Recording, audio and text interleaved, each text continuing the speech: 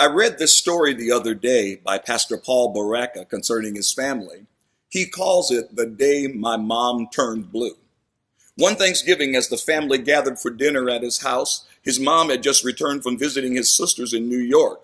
She was having trouble with her asthma and was tired and short of breath. And while in New York, in fact, she felt poor enough that she went to a doctor. So naturally, they were concerned. After dinner, Paul noticed that her hands were blue. Without trying to alarm her, he asked her a few questions, such as, "Mom, are you all right? Are you having trouble breathing?" Then his daughter, who has a good medical background and first aid training, she was also concerned. And the more questions they asked his mother, the sicker she started feeling. Finally, she wanted to head home. But Paul didn't know if she should go home, but he didn't want to alarm her. And so he got the family together and they began to discuss how serious this could be. And the question came up, should they let her go? Should they call an ambulance for her blue hands? So Paul got on the phone with his sister in New York to explain the situation. And now, naturally, she is worried. And during the conversation, an incoming alert beeps into Paul's phone. He puts his sister on hold because it's his dad calling. He was nervous that they were at the hospital with his mom and that her blue hands were a symptom that she was not getting enough oxygen. His father's comments immediately put his fears to rest. He said, "Son, don't worry about your mother. We figured out why her hands are blue." He said, "In fact, she's blue from the waist down.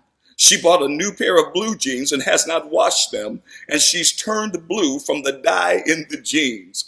Paul said, "I felt relieved, but also embarrassed that I allowed my mother to leave my home looking like a Smurf."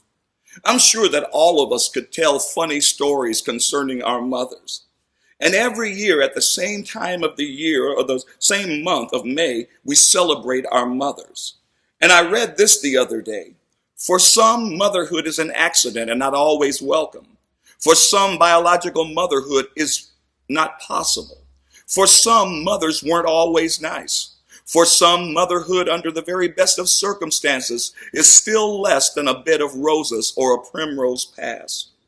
My prayer for you today is that your experience was as mine was when I was growing up.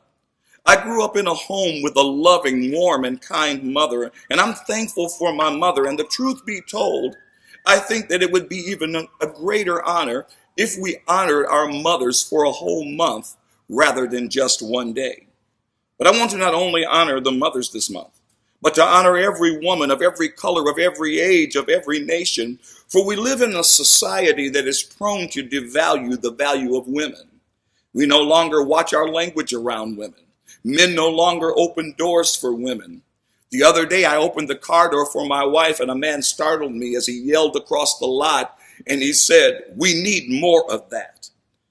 You see, very few women are honored anymore by men opening the doors for them.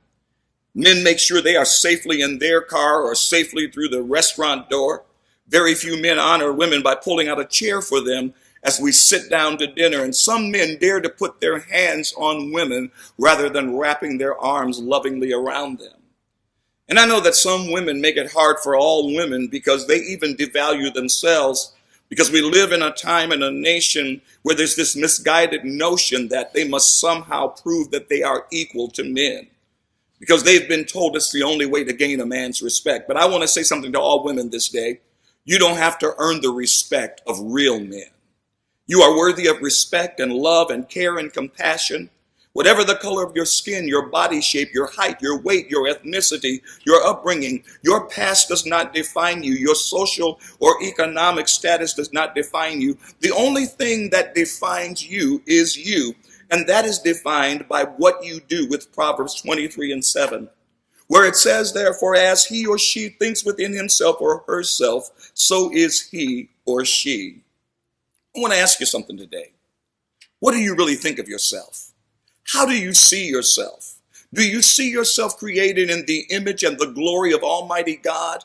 Or do you see yourself as so flawed that you believe that God didn't make you worthy of praise? I want you to listen closely to the conversation of a woman who is talking with God. Why did you make me black, Lord? Why did you make me black? Why did you make someone the world would hold back? Black is the color of dirty clothes, of grimy hands and feet. Black is the color of darkness, of tired, beaten streets. Why did you give me thick lips, a broad nose, and kinky hair? Why did you create someone who receives the hated stare? Black is the color of the bruised eye when someone gets hurt. Black is the cloud of darkness. Black is the color of dirt. Why is my bone structure so thick, my hips and cheeks so high? Why are my eyes brown and not the color of the sky?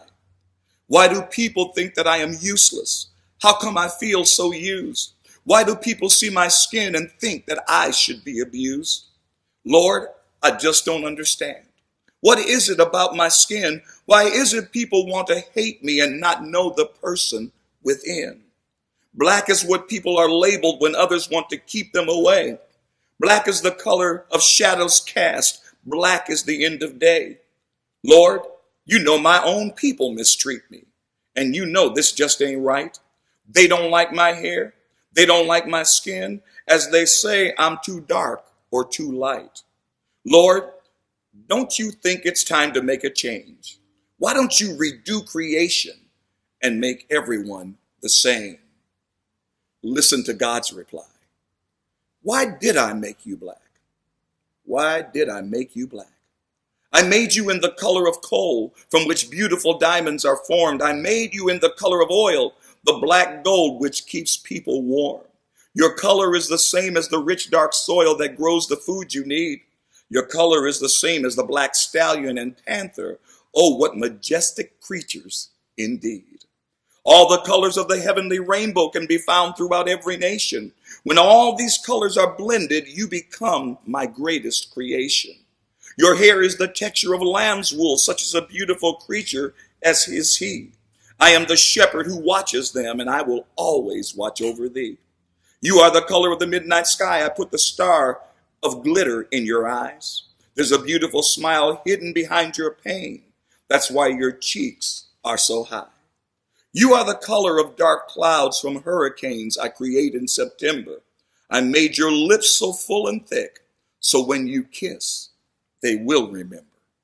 Your stature is strong, your bone structure thick to withstand the burden of time. The reflection you see in the mirror, that image that looks back, that's mine.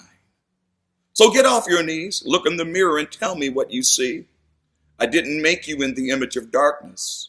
I made you in the image of me. I want to say it one more time. No matter the color of your skin, your ethnicity, woman, you are worthy of praise. For you were created in its image and its likeness.